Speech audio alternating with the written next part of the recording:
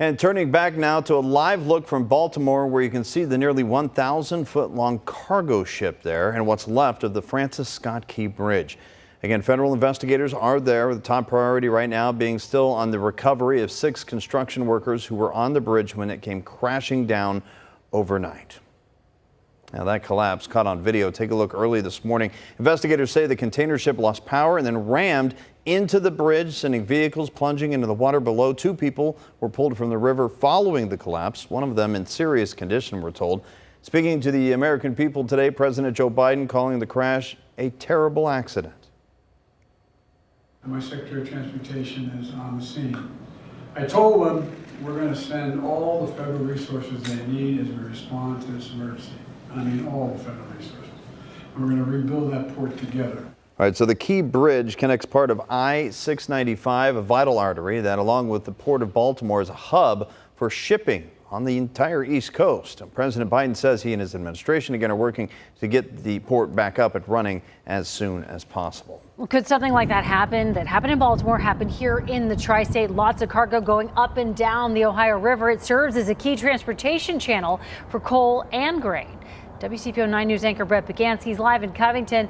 Brett, the U.S. Coast Guard told you this is really an apples to oranges comparison.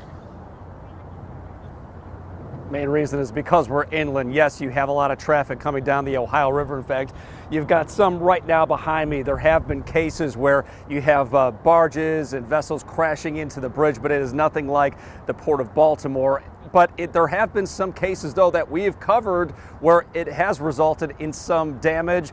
And then there's also been some questions about safety. Could something like that happen on our area? I mean, never say never. October 2nd, 2019, a vessel carrying 15 barges crashed into the Ludlow Bromley Yacht Club. The Coast Guard concluded the crew member on watch on that barge fell asleep at the controls. It destroyed the yacht club and authorities closed the river. We've had instances where vessels have contacted bridge pillars, but not to the level of a catastrophe. You may remember January 28, 2020, a coal barge hit the I-275 Carroll Lee Cropper Bridge between Boone County and southeastern Indiana. Authorities said it didn't cause any structural damage. May 22, 2020, a barge hit the Norfolk Southern Bridge in Ludlow, which happened to be the same company that hit the yacht club 5 months prior. We have a robust inspection program that inspects not only the barges, but the towboats pushing the barges up and down the river.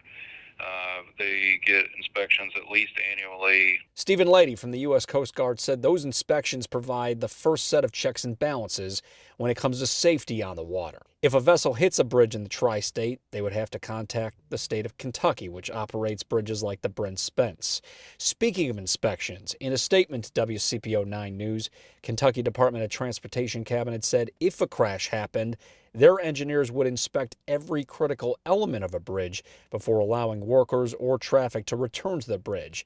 But also adding a hypothetical situation here doesn't compare to Baltimore, because a cargo ship in Baltimore can weigh as much as 95,000 tons, 30 times larger than the largest barges on our rivers, which are 3,000 tons and most commonly 1,500 tons. Also, barges are not as tall as cargo ships.